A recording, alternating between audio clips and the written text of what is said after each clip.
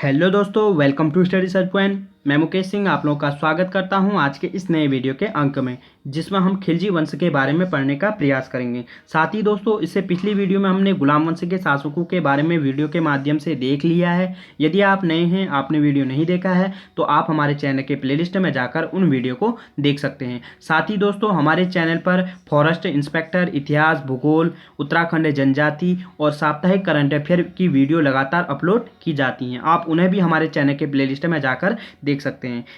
यदि आप दोस्तों नए हैं, आपने चैनल सब्सक्राइब नहीं किया है, तो प्लीज़ चैनल सब्सक्राइब करें, साथ ही अपने दोस्तों के साथ साझा करें। इसी के साथ शुरू करते हैं खिलजी वंश।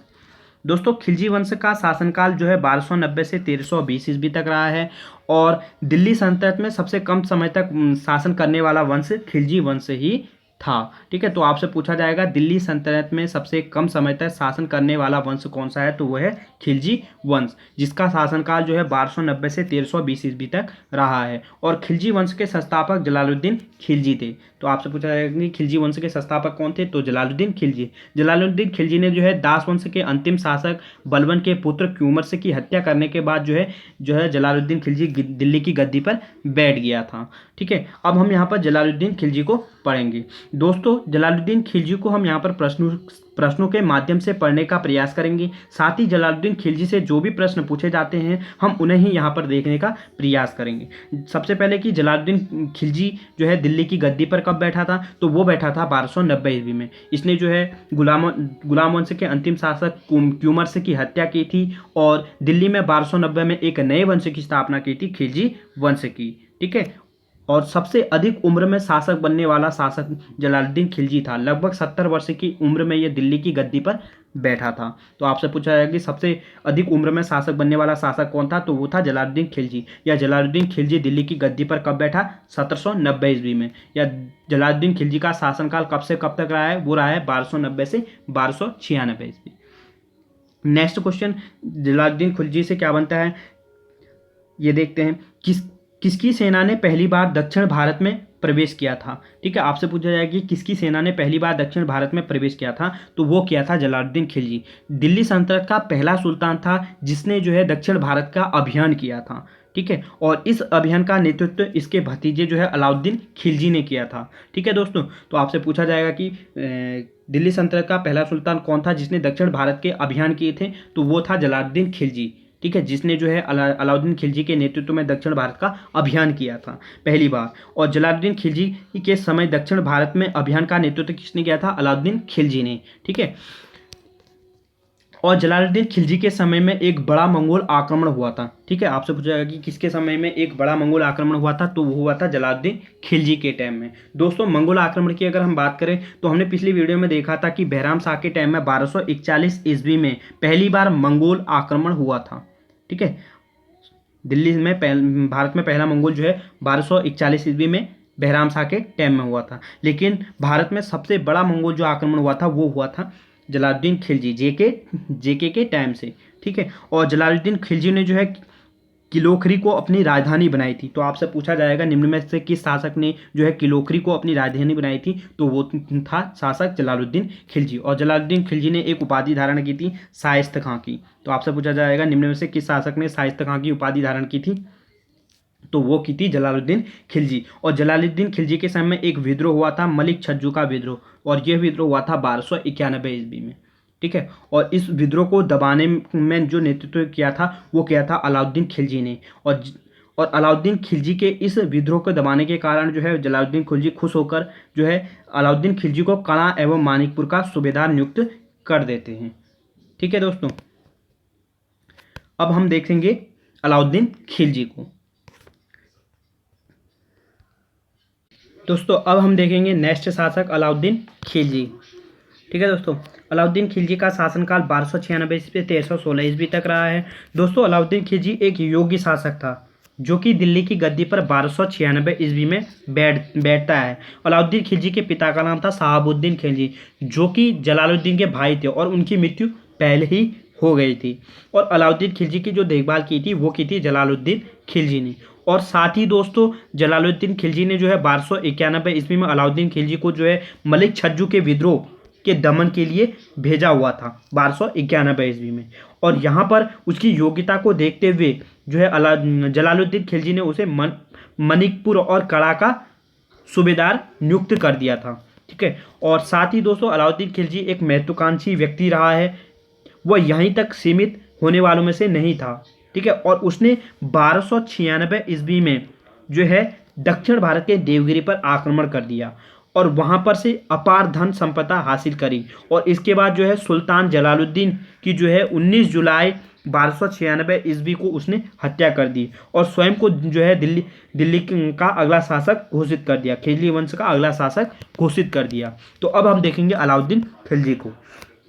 दोस्तों अलाउद्दीन खिलजी का शासनकाल 1296 ईस्वी 1316 ईस्वी तक रहा है। ठीक है दोस्तों, और परीक्षा की दृष्टि से अलाउद्दीन खिलजी से जो है काफ़ी महत्वपूर्ण क्वेश्चन पूछे जाते हैं और पूछे भी गए हैं। हम उन्हीं प्रश्नों को यहाँ पर देखेंगे। दोस्तों अलाउद्दीन खिलजी का वास्तविक जो नाम था वो था अली गुसर्रफ। तो आपसे पूछा जाएगा निम्न में से किस शासक का वास्तविक नाम अली गुसर्रफ था, तो वो था अलाउद्दीन खिलजी। या अलाउद्दीन खिलजी का वास्तविक नाम क्या था, तो वो था अली गुसर्रफ। और अलाउद्दीन खिलजी का शासनकाल कब से कब तक रहा है, 1296 ईस्वी से 1316 ईस्वी तक। और अलाउद्दीन खिलजी सुल्तान बनने से पूर्व कहाँ के गवर्नर था, वो था कड़ा और मानिकपुर का। दोस्तों जैसे कि मैंने बताया था कि 1291 ईस्वी में अलाउद्दीन खिलजी ने जो है मलिक छज्जू को विद्रोह का दमन किया था, जिसकी वीरता को देखते हुए जलालुद्दीन खिलजी ने उसे कड़ा और मानिकपुर का सूबेदार नियुक्त कर दिया था। और ये कड़ा और सूबेदार इलाहाबाद में पड़ता है। ठीक है दोस्तों, और अलाउद्दीन खिलजी ने जो है शासक बनने से पूर्व कहाँ का अभियान किया था, वो क्या था देवगिरी का।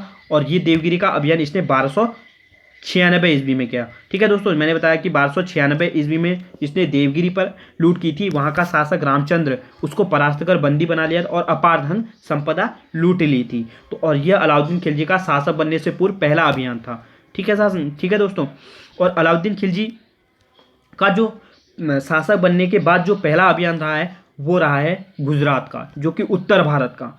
दोस्तों अलाउद्दीन खिलजी दिल्ली का सुल्तान तो था ही, लेकिन एक योग्य और महत्वाकांक्षी सुल्तान था और उसने सिकंदर ए सानी की उपाधि धारण करके विश्व विजेता बनने की इच्छा की। लेकिन दिल्ली का एक कोतवाल अल्लाह उल मुर्फ के कहने पर उसने ये विचार त्याग दिया था और उसने जो है पहले उत्तर भारत और बाद में दक्षिण भारत को जीतने की रणनीति बनाई। और अलाउद्दीन के 4 सेनापति जो है महत्वपूर्ण सेनापति थे, और जिनका नाम था, एक का नाम था उलुग खां, एक का नाम था नुसरत खां, एक का नाम है आपका जफर खां और एक का नाम है अल्फ खां।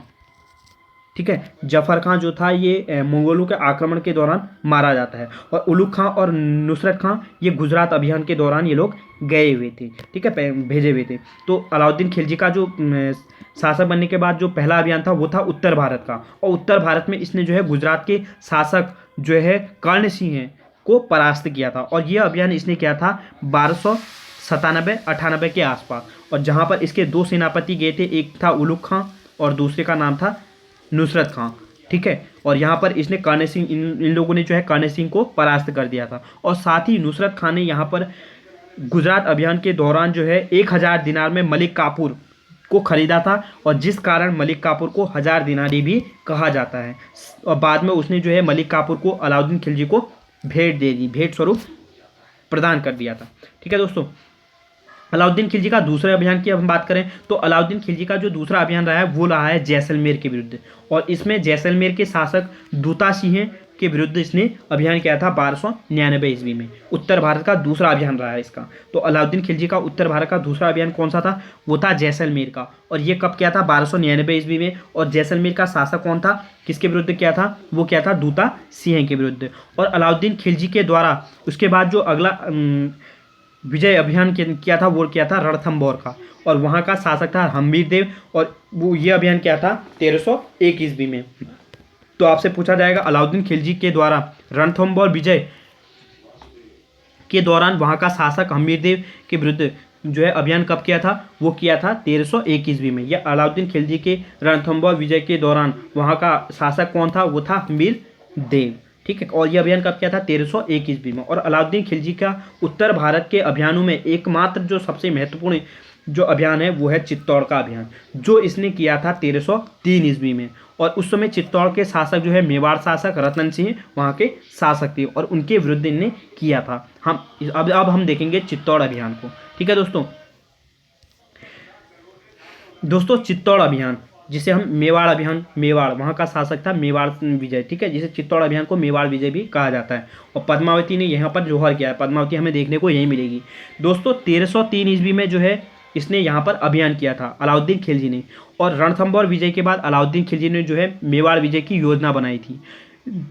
पद्मावती, ठीक है, मलिक मोहम्मद जायसी की पद्मावती के अनुसार जो अलाउद्दीन खिलजी ने मेवाड़ पर जो इसलिए आक्रमण किया था क्योंकि वहाँ के जो राजा राणा रतन सिंह थे, उनकी पत्नी जो है पद्मावती काफ़ी खूबसूरत थी और वह उसे प्राप्त करना चाहता था, जिस कारण जो है अलाउद्दीन खिलजी ने जो है 1303 ईस्वी में चित्तौड़ अभियान किया था। और इस अभियान के दौरान जो है राणा रतन सिंह को गिरफ्तार कर लिया जाता है और पद्मावती ने जो है चालाकी से अपने सेनापति जो है गोरा बादल को उनके कारण गोरा बादल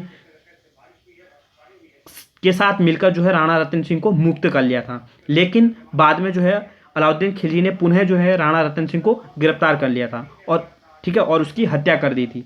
और बाद में जो है पद्मावती ने जो है जौहर कर लिया था, ठीक है, लेकिन जो है पद्मावती जो है अलाउद्दीन खिलजी को प्राप्त नहीं हुई थी। और इसी दौरान इसके साथ जो इस अभियान में गया था वो गया था अमीर खुसरो, ठीक है दोस्तों, अमीर खुसरो और मलिक काफूर भी इस अभियान में इसके साथ गया हुआ था। और इस अभियान के बाद जो है अलाउद्दीन खिलजी ने चित्तौड़ का नाम बदल के अपने पुत्र खिज्र खां के नाम पर खिजराबाद कर दिया था, ठीक है, बहुत महत्वपूर्ण है। और अमीर खुसरो की खजाइन फुतूह से और इस चित्तौड़ अभियान की जानकारी मिलती है, ठीक है दोस्तों।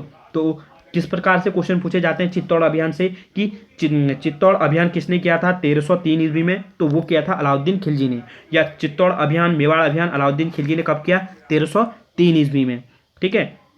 चित्तौड़ अभियान के दौरान अलाउद्दीन खिलजी ने किसके विरुद्ध किया था, चित्तौड़ अभियान जो है अलाउद्दीन खिलजी ने किसके विरुद्ध किया था, वो किया था राणा रतन सिंह। या चित्तौड़ अभियान के दौरान अलाउद्दीन खिलजी के चित्तौड़ अभियान के दौरान वहाँ का शासक कौन था, मेवाड़ का शासक कौन था, वो था राणा रतन सिंह। और इन्हीं की पत्नी का नाम था पद्मावती, जिसने जौहर कर लिया था, ठीक है।